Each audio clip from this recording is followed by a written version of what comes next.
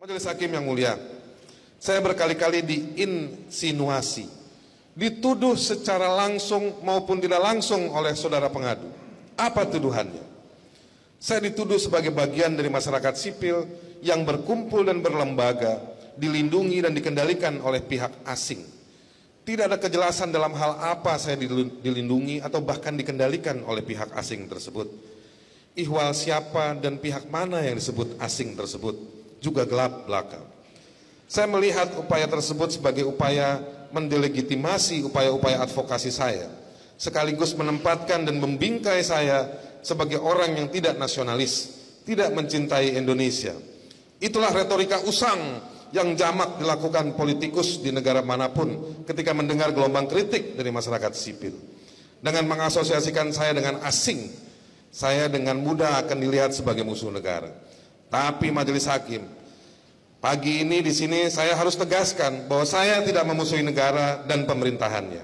Justru saya berdiri bersama warga dan bagian adat Papua. Karena saya mencintai negeri ini, saya ingin negara ini sungguh hadir bagi semua warga, terlebih-lebih bagi mereka yang menjadi korban termarginalisasi di Papua. Majelis Hakim yang mulia, mari kita luangkan sedikit energi kita bagi Papua, tempat yang kerap terjadi kekerasan. Dari kekerasan itu tidak sedikit warga sipil yang menjadi korban. Bahkan tentara dan polisi pun menjadi bagian dari daftar korban tersebut. Tanah dan air di Papua sangat kaya. Kayu hutannya menjadi incaran berbagai pihak industri. Tanahnya mengandung mineral, lautnya mengandung gas, dan ikannya yang luar biasa. Tapi lihatlah manusia asli Papua. Mereka terjebak dalam indeks pembangunan manusia yang tidak kompetitif, rendah dan di bawah rata-rata. Masyarakat sering memberikan stigma mereka dengan stigma buruk dan diskriminatif. Orang Papua marah karena situasi ini. Mereka masih terus menyaksikan sebagai penonton praktek eksploitasi sumber daya alam. Lalu siapa yang melakukan eksploitasi? Mereka adalah kelompok-kelompok usaha yang memiliki akses informasi atas kandungan dan potensi sumber daya alam di Papua. Mereka bisa memiliki informasi tersebut tentu karena ada irisan posisi politis dan posisi bisnis, atau irisan karena memiliki akses kepada kebijakan yang disusun atas nama pembangunan.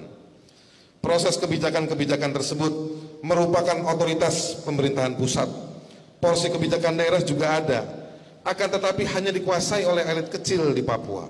Tidak ada partisipasi warga dalam menentukan nasib sumber daya mereka. Dalam hal pertambangan, lokasi-lokasinya berada di daerah pegunungan. Namun di daerah itu pula banyak terjadi kekerasan antara pihak keamanan versus pasukan pro kemerdekaan. Warga sering menjadi sasaran kekerasan dengan berbagai alasan.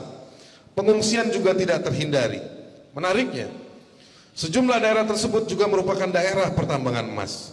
Untuk sejumlah lokasi di mana ada kandungan mineral, di situ pula ada kandungan kekerasan pada warga asli Papua. Hal ini saya sebut sebagai manusia, yaitu orang asli Papua dilupakan, kekayaan alamnya direbutkan. Sudah pasti yang mampu menjalankan usaha penambangan tersebut atau pertambangan tersebut adalah kelompok elit bisnis dan elit kebijakan. Dua unsur yang bukan berasal dari warga sipil, bukan masyarakat adat Papua. Ditambah lagi dengan dampak kerusakan lingkungan, kemiskinan, problem sosial lainnya, gambaran Papua semakin suram. Papua adalah gambaran kondisi kemanusiaan yang paling buruk di Indonesia. Untuk itu harus ada upaya yang lebih memberikan perhatian. Perhatian tersebut bisa berupa memperbanyak fakta dan cerita tentang apa yang terjadi, apa yang mengakibatkan buruknya situasi tersebut. Catatan atas kondisi Papua tersebut hanya dilakukan oleh sedikit pihak sayangnya. Mereka adalah Komnas HAM, lembaga-lembaga gereja di Papua, dan organisasi-organisasi masyarakat sipil. Lainnya hanya menjalankan tugas rutin, tidak menangani problem kemanusiaan. Sebaliknya, inovasi dan usaha lebih dari pemerintah hanya terpusat dengan kebijakan investasi dan pembangunan infrastruktur.